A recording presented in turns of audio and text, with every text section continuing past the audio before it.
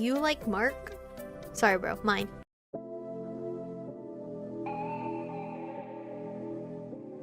We're born in the moonlight. Ain't no fair to say.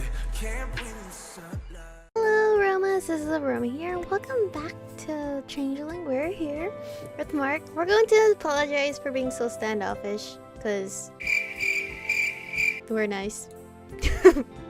I'm sorry if I seem standoffish this morning. I didn't mean to be. There's no need to apologize. No, there is. I shouldn't snap at people just because I'm in a bad mood.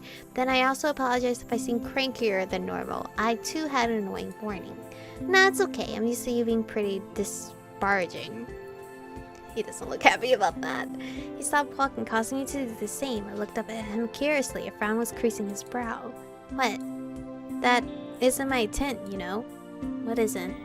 He sighed and continued walking. I'm making him sigh a lot. He's gonna gain so many wrinkles from me. I felt a little long, giving him a sidelong look. Being disparaging?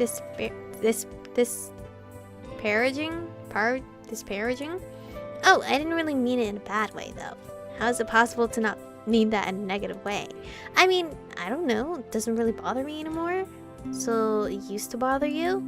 Well, of course, it's hard not to take personally at first, but once I realized you were like that with everyone and it wasn't just that you didn't like me or something, I got used to it. Some people are just like that, right? Oh, him not touching us or getting close to us?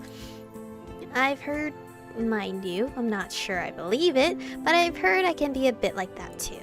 He didn't smile. If anything, his frown deepened. Does it bother you that you come across that way? I mean, it's not like it's the first time I'm pointing it out to him. I know I come across as blunt, but it's too easy to charm others with nice words, flattery, and obligatory politeness, especially for one of my kind. When people become so easily attached to you or the other way around, it's simpler to just avoid being social and keeping others at a distance. But I don't mean to be disparaging. I don't know how to pronounce that word, to be honest. Just to keep me at a distance. You... What? What? You're doing... Your anti-socialness can also be a negative, negative impact, because that just makes your fans like you more. Because they're like, oh, maybe I can be the one. Maybe I could be the one that he actually tries to get close to, or something like that. You didn't like me in the first place, so charming you doesn't seem to be an issue. You want to charm me? The way he said that bothered me a little bit. It's not that I dislike you. Besides, if I had a problem with you, I wouldn't be tutoring you. I am aware of that. Then there's nothing to worry about, right? I'm not worried. I just wanted to make sure you knew. He had such a strangely serious look on his face. Well, he was always serious, but there was something different about him in that moment. Something almost vulnerable. I felt my heart give a little flutter and I mentally slapped myself. Nope! I was so not letting myself fall for him. Wait, did this? Okay, his eyebrow raised. Not happening, especially not when he was literally just talking about not wanting people to get attached to him. I turned away, taking a deep breath, trying to refocus and get my thoughts in order. So, what you're saying is, you know that I know, but you wanted me to know that you know that I know. I looked back over my shoulder and smirked slightly as Marc let out an exasperated sigh. Seemingly in spite of himself, his lips curved up slightly on one side. I suppose that's one way of putting it. Okay, so I cannot develop feelings because that's not what he wants. Alright. Gucci. Not Gucci. Already happening. Already happening. By the time we reached the bottom, there were other students milling around the halls, waiting for class to start. The first bell rang right then as well. The hall was almost immediately crowded as usual. It was nice walking next to Marc. People sort of parted to let him through. I stayed close to take advantage of his divine sea-parting abilities. Nice as it was also weird walking with Marc. People were sort of staring. Marc got stared at a lot, not just by swooning girls. I think he naturally attracted a lot of attention. Tall, good-looking, rich, and he had a reputation for being a loner. People tried to get close to him. Believe me, I'd seen them try, but he tended to brush them off. Everyone knew that he kept to himself, which probably made it seem even weirder that he was walking with me. It felt like walking with a celebrity. I kept my head down and tried to ignore it. Marc at any rate didn't seem fazed, or maybe he was just used to being Googled. Right, Ravine? You think so? Pretty damn bold. What? I glanced over toward where I'd heard someone snatch a conversation, wondering what they were referring to. What? It's Adrian, and some other dude that you guys can barely see.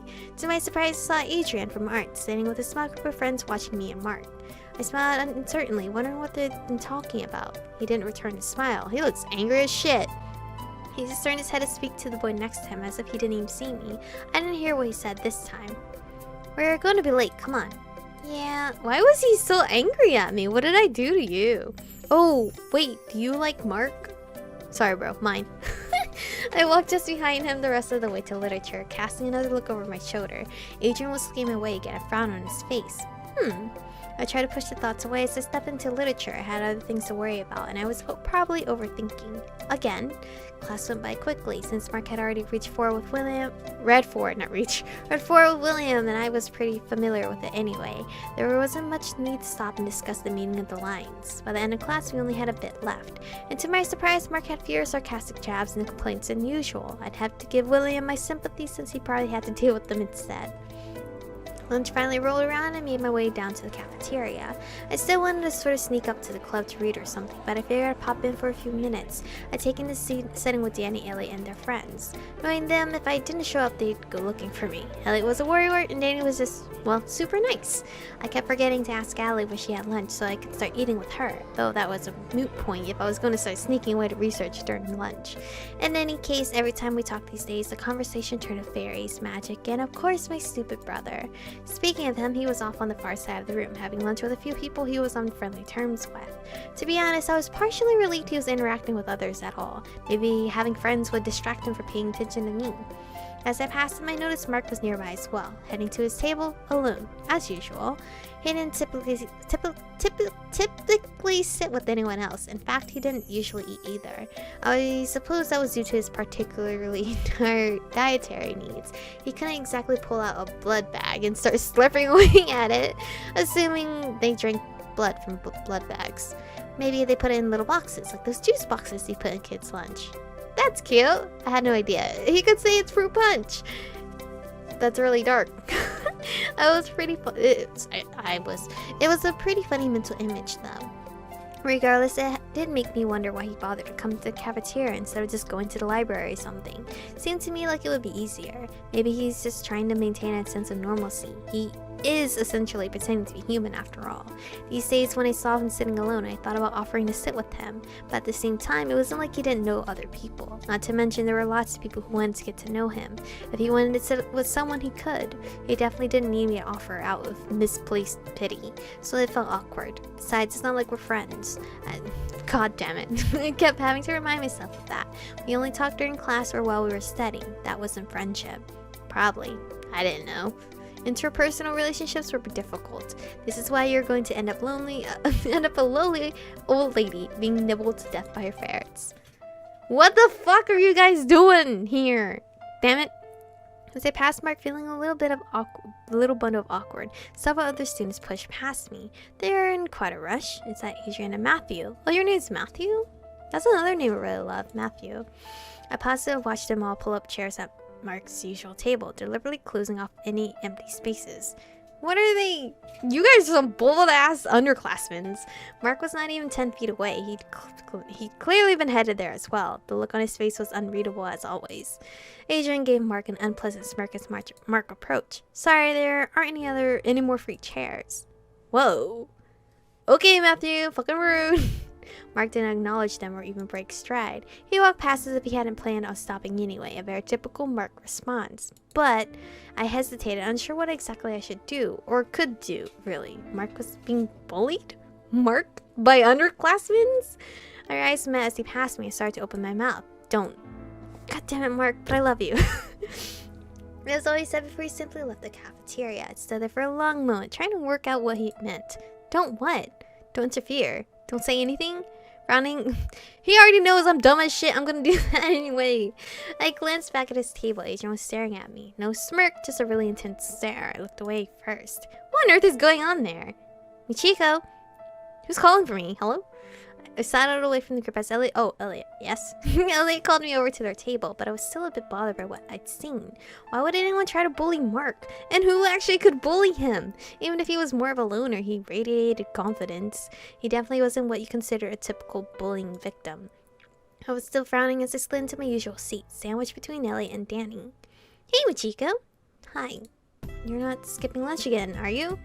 Oh no, I'll go get something in a minute. Good, you're already too thin. I made a face at him. You sound like my mom. He paused, frowning. I think I sound like my mom too. That's never a good sign. He just laughed. Sorry, I probably shouldn't have said that anyway. You're fine the way you are. It's not a big deal. Hey Dan, look at this! He turned away to look at the magazine James was waving about, leaving me to frown into space as I thought about what I'd just seen. What's up? You look upset. I let out an exasperated sigh. Is my face really that easy to read? Well, I mean, you're kind of frowning. Is everything okay? No, I'm worried. I'm worried about Marc. So I'd follow Marc and find out what that was about. Decided not to pry into Marc's affair. For now. Maybe I don't follow him for now. No, it's nothing really. I decided not to follow Marc and try to pry. I had a sneaky suspicion it wasn't a gesture that would be appreciated. I was just noticing Adrian and his group don't usually sit there. I nodded towards Marc's table casually. I didn't know if the others had seen what happened. I mean, it might not have even stood out to anyone else. It's not like there had been some kind of huge incident. It only struck me as weird because I'd been standing close enough to hear them. Oh, it's Matthew. What? Get the fuck away. She waved at the table. No, wait! Matthew waved back before going back to talking with the group. Guess they got tired of sitting back in the corner. Oh, they always sat in the corner? I mean, they're fucking underclassmen. So let your seniors take... Come on. I pondered how to dig for information about them without seeming weird. I mean, normally I didn't really pay much attention to cliques and groups. You know, outside of art, I don't think I've ever seen Adrian talk to anyone else. And his friends are pretty close, huh? I think all their parents know each other or something. Adrian's dad is on the board of RDL Technologies or something. I don't know about the other ones. I glanced his way. Danny was watching me over the top of whatever magazine James had given him. RDL Technologies? Marc's dad's business. Wait, so Marc's dad is head boss over Adrian's dad, right? Oh, so Adrian's dad works with Marc's dad. That made the bullying make even less sense. I think some of the others are on board too. I don't really know. I don't know any of them well. I guess that's why they're all so close. Probably, from what Matthews told me, they've all known each other since they were kids. They're still pretty nice though. I don't think so. They're bullying Marc. I think they just hang out a lot because they spend a lot of time together outside of school. They all live in that Shadow Lake Estates? That super fancy neighborhood? Yep. That's where Marc lives too. I couldn't fathom why they dislike him. Based on all that, it sounded more like they should be friends. Maybe I just shouldn't stick my nose in. Sounds like there's some kind of weird drama there. What does RDL Technologies even do? Marc had never really talked to me about his family. All I knew was that they're rich. Oh, I think it's like medical research and supplies or something? Why are you asking? Interested in Adrian? No, fuck that. She wagged her eyebrows at me, eliciting an eye roll. Just curious. Hey, you wouldn't be the only one. He's got a lot of admirers. I don't give a shit about Adrian no more. He's no longer a handsome guy. He's rude. Well, then he doesn't need another one. Then are you interested in Marc Lowy? You've been tutoring him, right? Don't say it like we're doing something else. I really am tutoring him. Rumor has it he even walked you to class this morning. Oh my god, where did you hear that? Things get around. Ellie is not pleased. Or Danny. Ooh. He didn't walk me to class. We literally have the same class first period. We just both happen to be walking in the same direction at the same time. Isn't that the definition of walking to class together? No. No, it isn't. Is that why you tutor him as well? Because you just happen to have the same class? Yes, exactly.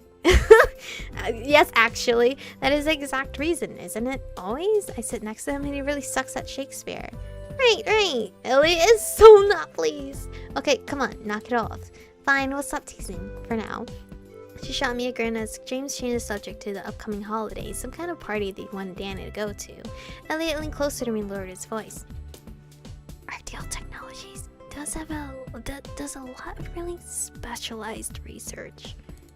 Specialized how? Well, some of their research involves really uncommon conditions. Uncommon specialized? The way Elliot was throwing emphasis around, it was obviously he was hinting at something. I wasn't exactly Sherlock, but is he trying to say the company researches paranormal things? It made sense considering that Marc's family was all vampires, but if Adrian's dad was on the board then, were Adrian and others cryptics? Vampires? but why would they exclude a member of their own species? If anything, I'd expected Marc to be welcomed in. If you figured it out, then you should understand. It's best to not get involved, right? Well, it really didn't have anything to do with me. I should probably forget it. Just forget it. Forget I saw anything and not think too hard on it. What are you two talking about, all thick as thieves over there? Nothing that you should know, Freyna. But this is where we're going to end today's episode off. So, am I correct about Adrian being a cryptic? No idea. He kind of gives me cryptic vibes, but so did the psychologist in Elliot's route, Grant Mitchell. He gave me cryptic vibes just by the way he was designed, but he wasn't. He was just a normal person. So maybe Adrian's the same, and Matthew. I thought you guys were cuties at first, but you guys are bullying my boy, so no, you're no longer cute. But anyway, thank you guys for watching today's episode. Stay beautiful, and I'll see you guys in the next one.